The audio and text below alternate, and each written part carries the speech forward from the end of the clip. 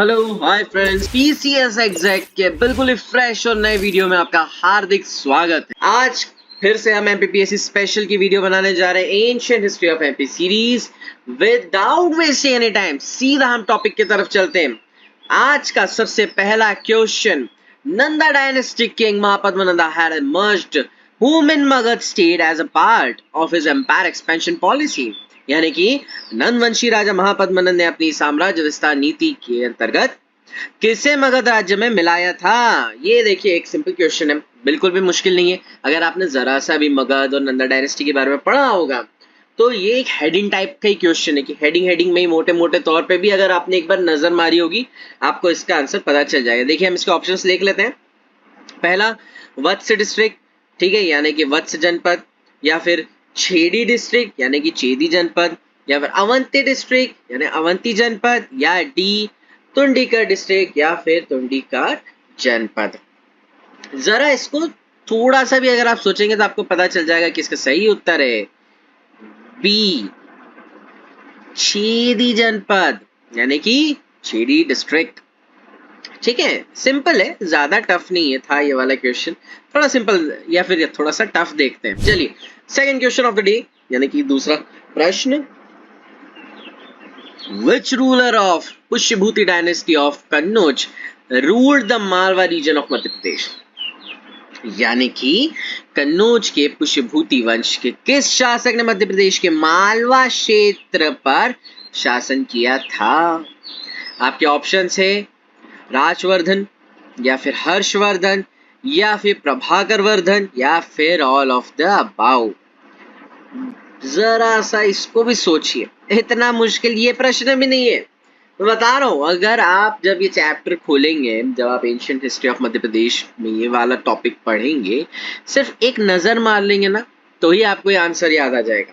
खैर हाल फिलहाल without wasting time मैं आपको बता देता हूँ, इन सभी लोगों ने राज किया था, यानी कि इसका सही उत्तर क्या हुआ, ऑल ऑफ द अबाउ, है ना।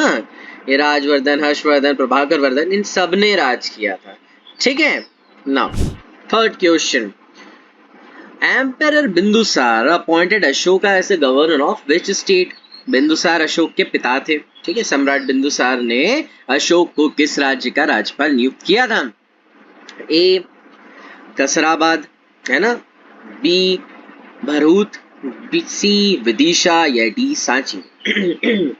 देखिए एक्चुअली अशोक को यहाँ भेजा गया था क्योंकि बिंदुसार को अपने प्रिय पुत्र सुशीम को राज देना था। कहाँ का, मगध का। चलिए इसका आंसर जरा सोचिए, आपको इजीली पता चल जाएगा। ठीक है, अच्छा इनमें से सबसे पास, अगर आप मध्य प्रदेश में रहते हैं तो ये बताइए उज्जैन के सबसे पास कौन सा है। या फिर आप अगर मोटे मोटे तौर पे भी इस क्वेश्चन को ये मतलब आज के क्वेश्चंस देखिए कितने सिंपल हैं। मैं गारंटी देता हूं अगर आपको इसके आंसर्स नहीं अभी समझ आ रहे हैं, एक बार सिर्फ एक बार टॉपिक्स को पढ़ लीजिएगा, रिवीजन भी मत करिएगा, मेरी गारंटी आपको ये क्वेश्चन बनेंगे। खैर हाल फिलहाल में इसका आंसर है सी, विदिशा। ठीक है, याद रखिएगा, जब पढ़ेंगे तब और समझ आएगा। चलिए fourth question, from which district were the coins of Nanda dynasty found. यानी कि नंद वंश की मुद्राएं किस जिले से प्राप्त हुई थी। ए बालाघाट, बी बड़वानी, सी राजगढ़, या डी रायसेन। इसका सही उत्तर है, मैं ऐसे ही बता देता हूँ क्योंकि ये थोड़ा सा एक क्वेश्चन है जिसमें थोड़ा सा पढ़ना पड़ता, लेकिन इसका सही उत्तर है बड़वानी, बी, याद रखिएगा। ठीक है, चलिए without wasting any time fifth question of the day, for the promotion of which religion did Ashoka get the stupa constructed at Sanchi. Ashok ने किस धर्म के प्रचार हेतु सांची के स्तूप का निर्माण करवाया था। ये बहुत सरल प्रश्न है, मेरा मन ऐसा हो रहा है कि ये होमवर्क के लिए रख दूं आपको। आज के क्वेश्चंस बहुत सिंपल हैं, अगर आप थोड़ा सा भी अगर अशोक, बिंदुसार चक्रवर्ती, अशोक सम्राट बिंदुसार, या फिर उनके पिताजी चंद्रगुप्त मौर्य, इनके बारे में थोड़ा बहुत भी अगर मोटा मोटा भी पढ़ा होगा आप इनके आंसर्स दे सकते हैं। ठीक है, खैर मैं आपको इसका सही उत्तर बता देता हूं, इसका सही उत्तर है बुद्धिज्म। क्योंकि अशोक जो है, कलिंग जो युद्ध हुआ था, यानी after the Kalinga war, he went for Buddhism, यानी कि कलिंग वॉर के बाद, कलिंग के युद्ध के बाद उन्होंने बुद्ध धर्म अपना लिया था। ये आपको जहां तक है पता होगा। It's a very simple question, है ना, बहुत सिंपल है। ये अगर आपसे नहीं बन रहा है क्वेश्चन, घबराइए मत, एक बार पढ़ लीजिएगा, आ जाएगा। चलिए दूसरा क्वेश्चन, यानी कि छठा क्वेश्चन आज का। Ashoka married which daughter of Srishti of Vidisha, यानी कि अशोक ने विदिशा के सृष्टि की किस पुत्री से विवाह किया था? ए शकुंतला, बी रेवा, सी श्रीदेवी, या फिर डी कोई भी नहीं, यानी नन ऑफ द अबाउ। बताइए। ये चलिए मैं मानता हूँ ये थोड़ा सा फैक्चुअल है, यानी कि ये थोड़ा सा आपको पढ़ना पड़ेगा अंदर से, तब आपको इसका उत्तर आएगा। तो मैं बता देता हूँ, श्रीदेवी से इनकी शादी हुई थी। याद रखिएगा हीरोइन का भी नाम था, बहुत ही अच्छी हीरोइन हमारी श्रीदेवी जी, तो उस पर से आप याद रख सकते हैं, है ना। इस तरीके से याद रखिया करिए तो अच्छे से याद रहेगा। मूविंग ऑन, सातवां प्रश्न। Eight which place Ashoka did not build stupas, Ashok ने किस स्थान पर स्तूपों का निर्माण नहीं कराया था? तो पहला भरहूत, बी उज्जैन, सी विदिशा, या डी सांची। सोचिए, बहुत सिंपल है इसका उत्तर। अब ये तो हो नहीं सकता, सांची तो स्तूप ही है, सांची स्तूपा, स्तूप जो फेमस है। तो क्या होगा? उज्जैन में तो उन्होंने राज भी किया था आके, भरूच हमने अभी पढ़ा था, बचा क्या? विदिशा। विदिशा में उन्होंने नहीं बनवाया था, remember this thing. Now at question of the day. Eight which place in Madhya Pradesh did emperor Ashoka not install the pillars? देखिए, हमने अभी पिछले क्वेश्चन में स्तूपों के बारे में बात करी थी, अब हम पिलर्स की बात करें, यानी कि सम्राट अशोक ने मध्य प्रदेश में किस स्थान पर स्तंभ स्थापित नहीं कराए थे? पिलर्स, ओके, स्तंभ कहां नहीं कराए थे? तो बेसनगर, या फिर पवाया, या फिर कसराबाद। ठीक है, इसमें तीन ही है, और डी मैं बता देता हूं, ऑल ऑफ द अबाउ। ठीक है, बताइए इनमें से क्या होना चाहिए इसका सही उत्तर? इसका सही उत्तर है कसराबाद। ठीक है, याद रहेगा, याद रखना है। ठीक है, ninth question. Which of this king made Vidisha their capital, इनमें से किस राजा ने विदिशा को अपनी राजधानी बनाया? किसने बनाया था? क्या वो पुष्यमित्र शुंगा था, या शुंगा था? क्या वो हर्षवर्धना था, या हर्षवर्धन था? क्या वो धर्मपाल था, या फिर वो कुमार गुप्त था? इन चारों में से कौन था जिसने जिसने विदिशा को अपनी राजधानी बनाई? किसने बनाई थी विदिशा को अपनी राजधानी? तो इसका सही उत्तर है पुष्यमित्र शुंगा, या फिर पुष्यमित्र शुंग। ठीक है, याद रखिएगा, इसको याद रखना है। 10वां प्रश्न आज का, यानी 10th question of the day. Which dynasty ruled Vidisha after the Maurya dynasty? ये थोड़ा इंपॉर्टेंट है, ठीक है, वैसे इजी भी है बट इंपॉर्टेंट भी है, मुझे ऐसा लग रहा है। ठीक है, इसमें से डायरेक्टली या फिर इनडायरेक्टली तो क्वेश्चन बन सकता है। ठीक है, तो मौर्य वंश के बाद विदिशा पर किस वंश का शासन हुआ था?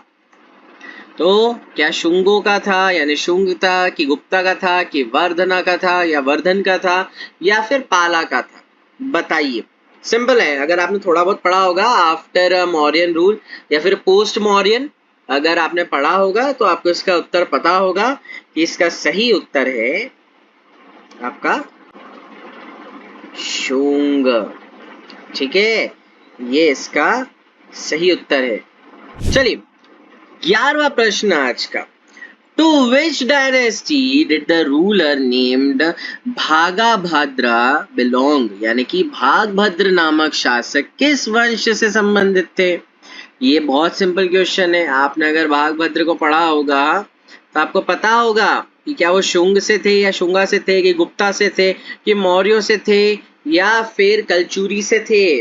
अगर आपने भागभद्र के बारे में पढ़ा होगा तो आपको इसका उत्तर पता होगा कि ये शुंग शासक थे। ठीक है, ओके, मूविंग ऑन।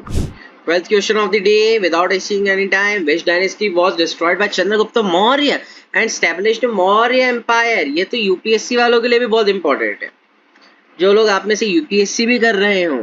ठीक है, ये प्रश्न इंपॉर्टेंट है। ठीक है, ये प्री मौर्यन टाइम का प्रश्न है, यानी कि चंद्रगुप्त मौर्य ने किस वंश का विनाश कर मौर्य साम्राज्य स्थापना की थी, है ना। तो क्या वो चंद्रवंश थे, क्या वो नंदा डायनेस्टी थी, क्या वो इक्ष्वाकु थे, या फिर वो ये ऑल ऑफ द अबाउ थे। सोचिए जरा, थोड़ा सा अगर आप जरा सा भी सोचेंगे तो कहीं ना कहीं आपने ये सुना होगा। देखिए जाहिर सी बात है, डी तो नहीं हो सकता, इक्ष्वाकु ये भी नहीं है, चंद्रवंशी चंद्रवंशी भी नहीं है, नंदा डायनेस्टी थी, नंद लोग थे, नंदा डायनेस्टी थी। ठीक है, जिसको हटाकर मौर्यंस आए थे।